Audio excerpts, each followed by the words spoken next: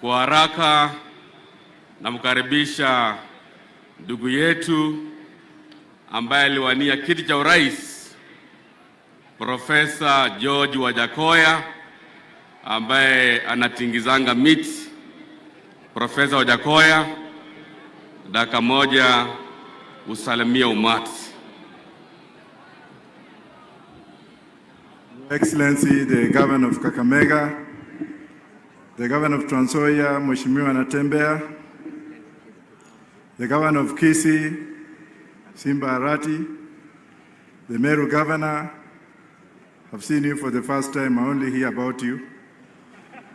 I would like to welcome you. This is my county.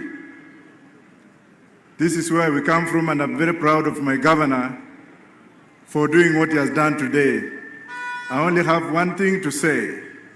I'm appealing to President Ruto to release the funds to governors.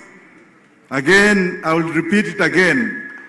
I'm appealing to President Ruto to release monies to the county governments. County governments are suffering right now.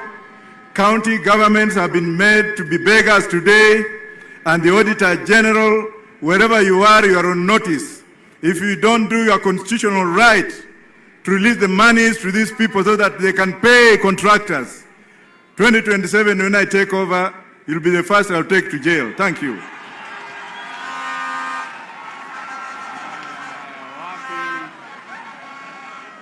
Wapi makofi Wajackoyah? Asante Profesa Wajackoyah.